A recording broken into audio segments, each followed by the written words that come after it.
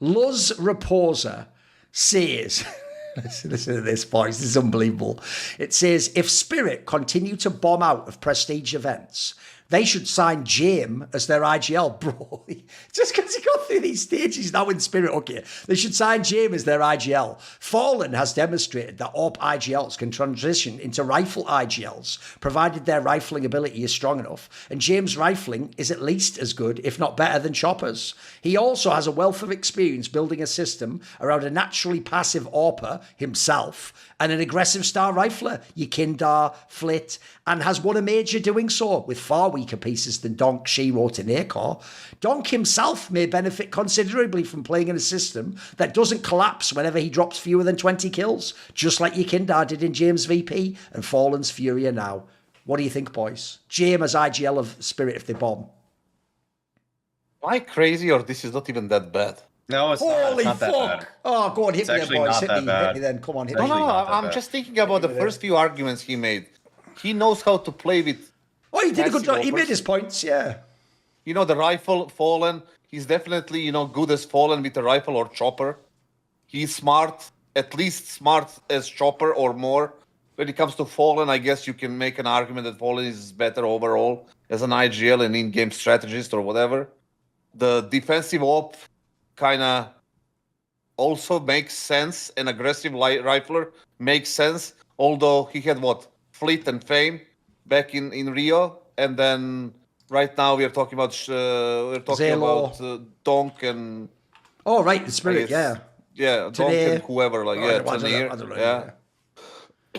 Does that make sense to me, or I'm just like too tired? Like, is it too late?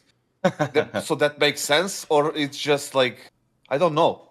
The thing is, like, for me to actually acknowledge that is a little bit difficult because the way Jame calls is still very, very passive, very boring, very, you know, uninteresting, I guess. The thing is, like, the reason why they are playing the stage 3 right now is for several reasons, actually. They are obviously have some okay pieces, Nota and that Belchonok guy, and it's like, you know, who are these two other guys? I haven't heard about them.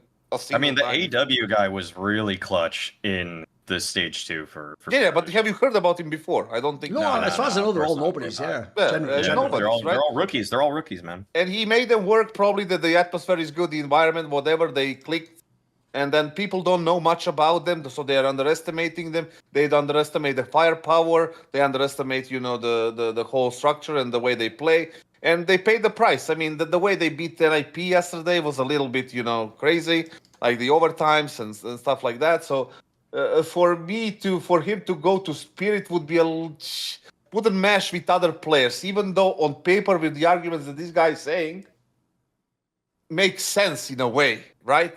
So I have to give a props for this person who delivered this hot take. I think he was onto something. He was thinking about it properly. Like, he was actually thinking rather than some past ones that we had some nonsense being said. So, you know, respect for that guy. But I don't think I would do it. I wouldn't think I would pull the trigger on that one because I don't know how much I can trust Jame as a rifler and his, like, you know, capability of playing IGL rifle. It's a good take. I mean, I think I agree as well. I feel like the Spirit system right now is clearly lacking in a couple different dimensions. I feel like it's not. I think it actually worked before when you had two passive pieces in Zontics and Magixx that just knew how to fill in. But now that you have Zwei and Tanir who are looking for their own fights here and there, or just being a little bit more selfish, if I'm being completely honest, they're just more selfish than the last two guys. Then Jame has a way of making everybody a lot more cohesive. I feel like he's also made the team. The thing is that I think the style is something that it kind of makes sense that he has rookies. Like, he's not really, you know, trying to dive deep into like getting map control in like 3 different spots, then trying to manipulate rotations all the time. Like that's maybe like 1 out of 7 rounds for Jame right now, or Paravision, but I'd say 5 out of 7 or 6 out of 7 of them are just more related to getting some map or defaulting for like a minute and then just doing a sight hit. It seems a lot more straightforward. Yeah. I don't know if that's necessarily better, really. I mean, I think Chopper has been kind of, I don't know if he's really been underrated, but he's been attacked a little bit more than I still feel is necessary because I still just think the biggest problem on the team is Zwei. So I would just replace, if you wanted to take about Spirit and what they should do after the major, I would look to a Zwei replacement before I look for a Chopper replacement, and one that's as drastic as that. The problem I have with this take, what are you going to say? Go on. No, say it. I'll ask later. Basically, I will say the part of the take that actually gives me some reason I can agree with it is the idea that he is doing the Fallen. He has to give up the AWP completely. By the way, Jame is still actually a fairly decent AWPer. Like, he's actually much better than Fallen and Gady and all those other... Like, he could still do the AWP. It's just, the difference is I'm with Maui. If you're going to do that, though, he has to be on a team like this, where he also has total control over the... Like, those people look like they are his chess pieces, mate. They do whatever he says, which I think is awesome for his style. But if we're in this world, we're going the Fallen route. By the way, I also agree. I think he'd be a better rifler at the moment. Like, it's the thing I don't get about the Fallen angle. This is why I know you're Brazilian or he's just your dad. He's like 34 years old or something. You're talking like I'm crazy and this is like Way. I would never pretend right now Cristiano Ronaldo's the fastest player in the world. That'd be stupid. He's 40 years old. It's a stupid take. So that's why when people tell me like I'm hating, like you're the one pretending it's 2016, motherfucker, it's 2025. So the difference is Jame is way more like still in his like mechanical fucking prime or whatever, still just a good player. I could easily believe like he could swap to the rifle and do a competent job. I will say one thing I'd have to see though, and I had to see this with both Fallen, and I didn't see it with Cadian, is it's not certain you'll call the same way without the AWP, though. That is an issue, because I do think, especially because remember, James also a pretty good like clutch player with the AWP, so I also think, just like Cadian was, you're going to call a game really differently as a IGL when you do that. It's actually why I wondered, would Fallen make it when he made this swap off? I used to think maybe that was half of his game, was like thinking as the AWPer, but then also the IGL, you know, so I'd have to see that work. I will say, as I've pointed out on a lot of our shows with Maui, I do think people have really misunderstood. I actually saw they did, I think, an article on HLTV about this, and they nailed it. It's only on CT side that they still do the James shit, where they like save a lot because it's CT side. And then secondly, he does still do like the old Zeus gamble stacks all over the place, because he obviously trusts his read, doesn't he? But on T side, by the way, just go watch that fucking epic Legacy does too. They don't just walk all over the map really slowly like old VP. They literally do like explosions onto the site. He even does, are you ready? This will actually blow your mind if you really haven't watched Jame play it in CS2. He even does 5-man rushes. For real. Like, that actually exists now. That's why the joke would be, it isn't like your Kindar goes in first, and if he gets 2 kills, then people follow him up and maybe they get aggressive for once. Actually, the team on T side is better. So in that sense, by the way, that part maybe even would work in Spirit. Because the problem I have here, obviously, is if this guy's doing the take of, like, we're going to have old Jim, the one that won the major, but just be the IGL of... Spirit, but not AWP. I don't think that would actually work. Like for a start off, one of the things that's implied with Yekindar leaving VP, by the way, is that even though it worked, it was some like Shaq Kobe shit where it's like, I don't really agree with how you play, but we're pretty good together. So while it works, let's stay together. Like, I don't think Yekindar and James saw the game the same way at all. In fact, I actually think that was almost part of this charm, wasn't it? It was like some crazy fire and ice, like, where do we meet in the middle and how do we like make your strengths work with my strengths? And all.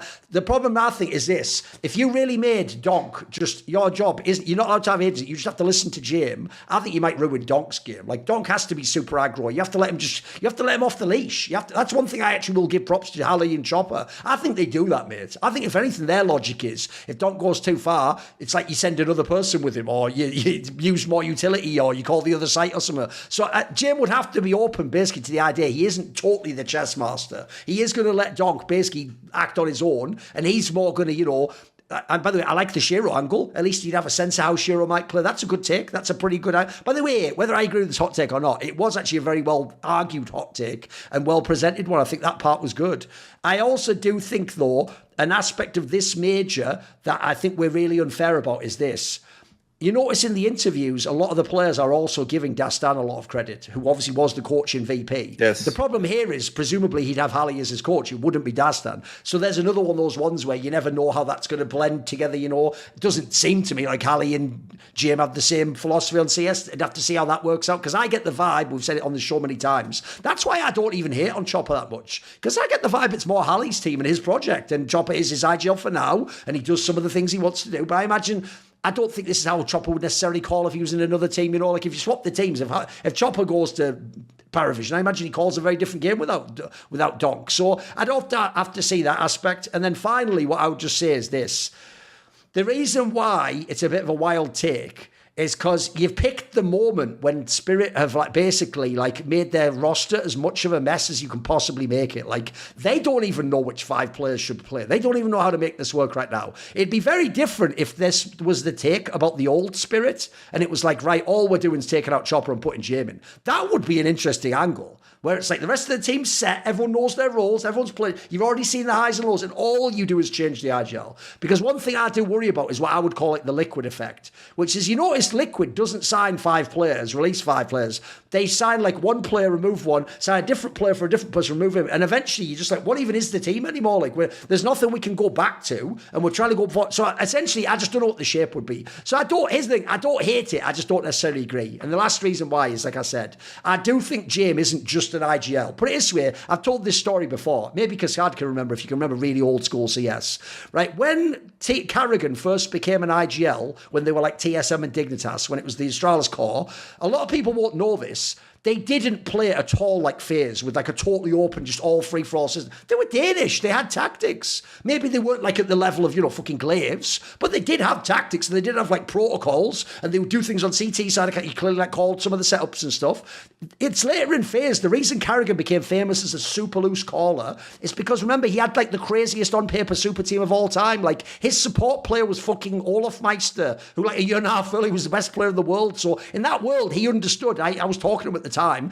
You give it's Real Madrid, mate. You give us the players as much room as they can. It's the Ancelotti theory, and they figure it out, and you just do the little tweaks between and make the overall call. So essentially, my point is this: I think Carrigan did adapt to some degree to his players. That's the one last thing I'd ask about Jame: is would Jame actually adapt to Donk and the other players, or does Jame view the game as? Because I get the vibe this is what Cadian did.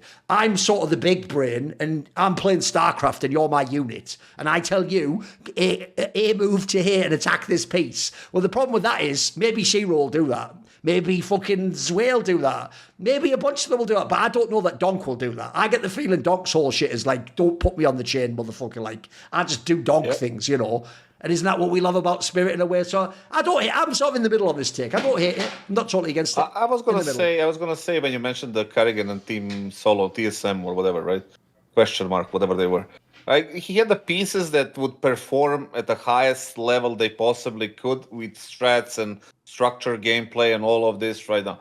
If you tried that in FaZe, you would miserably fail because you have different style of players. That is what made. That's why I give him props, though. That's what I think makes him sort of goatish. Yeah, that's why Carrigan is the conversation, if not the goat of the IGL. Yeah, because you need to understand what type of players you have. Yes, right. Carrigan has his fails. He could have been a better IGL than he was if he allowed some coaches in his career to help him, and so on and so on. Right? Remember the FaZe era where they played without a coach practically. It's just, but the point stands. He knew, even in Mouse, if you remember, absolutely. With Frozen and Voxic. He's the one who figured out how to get Robs to go on those spots. Yeah, all that shit. Yeah, absolutely. Exactly. So, you have to understand what type of players. Now, when it comes to Spirit, would Jame be able to do that with Donk? And I was going to ask you at the beginning, Maui, but maybe you can answer me this. Because you mentioned, and I do agree, that the Zvej, or Zvej, how they call him in Serbia, is the weakest and the biggest problem in Spirit right now. Because he seems lost. At least that's what I saw. Who would you replace him with? What do you put at that position? Do you put back Zontics? Or what do you do? Yeah, I think it's simple. I think Zontics took a health leave or a mental health leave, one or the other. It doesn't matter to me, but good for him for seeking recovery. But I mean, I think Zontics is the easiest one-for-one replacement ever. Yeah. Magixx is I'd say the thing with Magixx is that my initial take on the Zway move was that you lose a lot of X factor in terms of intangibles. You lose that, a guy who knows how to play the role to a T, who's been molded to play that over years and brings experience, and he brings atmosphere, versus bringing a guy that technically this is like my original take about it, that has like maybe a 15% higher ceiling than Magixx, but you're losing so much in terms of experience. And we could see in these first 6 months, Zwei just didn't get it. I mean, the only team that he was good against was Mao's, and you could kind of pick Magixx for where he was good against random top 5 teams. You know, he had those moments as well. So, but their floor was clearly higher with Magixx. They were just not getting grouped. And with Zwei, he gets grouped. He loses rounds for them more frequently than Magixx does. So I would have gone, I mean, Zontics is the easy pick. I would even probably, if I just want to win a tournament tomorrow, I'd take Magixx. I understand why you'd want to maybe try to future-proof yourself a bit more. But Magixx is still relatively young. I feel like people think like, just because he's been on this team for so long, he's washed. Dude, he's 22. That's insanely young. That's like not even supposed to be your prime yet in this game. I feel like your prime's more like 25 or 24. All right, you know, I am Thorin, so I'll just say it. Yeah, it's because he looks like someone's fucking dinner lady from school. Love you, Magixx. Love you, Magixx. I also do, but it's true, isn't it? Again, it's just you're not supposed to say it, but story of my life, you know, it's true though. Exactly. He looks like he's like, what do you want? Salisbury steak. Any more cool, funny, interesting clips based on topics from my content? Well, subscribe to this channel then, or, you know, be a pleb and don't.